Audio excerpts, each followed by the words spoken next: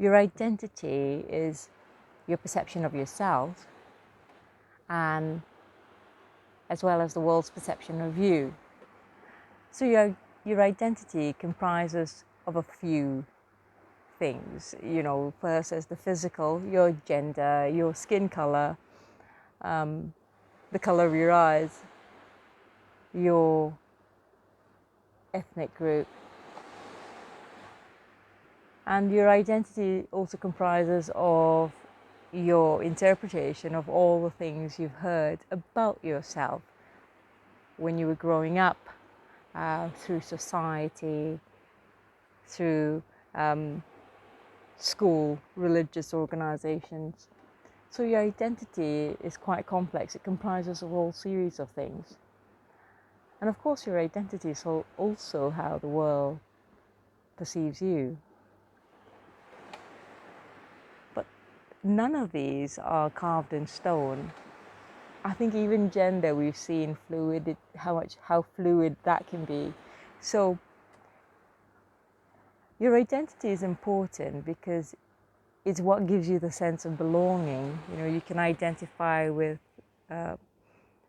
certain groups of people right off the bat. So our identity gives us a sense of belonging. But identity can also cause groups of people to distance themselves from other groups of people if they feel that somehow their values or their identity may be threatened by these groups of people who might not hold the same characteristics, let's say, or the same values. So while identity is really good and it gives you your sense of self, and a strong identity gives you a strong sense of self, be careful that it's not a rigid sense of identity or a rigid sense of self, because it's still subject to interpretation.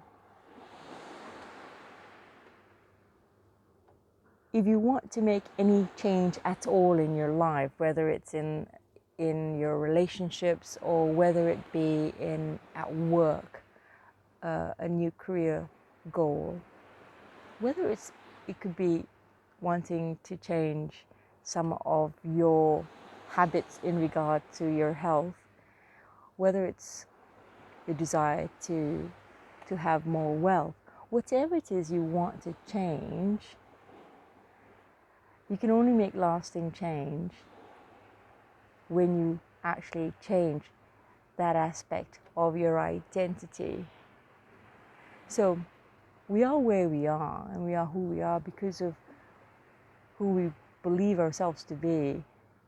So the only way to make lasting change is to actually address that aspect of your identity. I mean, it's no wonder that you get people winning the lottery and becoming bankrupt.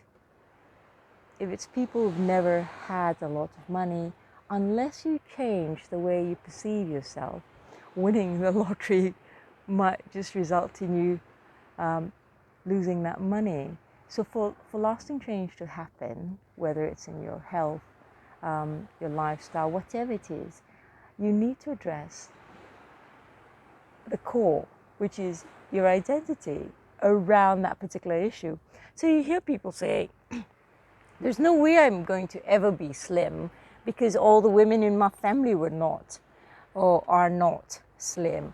And or this is the way we always did it, or this is what I believe. And identity is so complex, and it's interesting because the hardest thing to change is one's sense of self or one's identity. I mean, people cling on to their identity. How dare you question this, They cling on to this identity, even if it's not serving them, but it's what they know. And it's how they've identified themselves. So unless you change those aspects of your identity that are not working in alignment with what you're hoping to achieve, or with a better way of being, unless you change your identity, whatever you try to change is not going to last or is quite unlikely that it will last. And so even affirmations, statements of affirmations are most effective when it's in alignment with actually changing the way you perceive yourself in regard to those affirmations. Rather than I'm trying to get healthy, I am healthy. And I know it might sound like there'll be this resistance because you've never done it, but start to look at yourself, really start to question your identity, start to look at yourself, and then take action to align with that identity.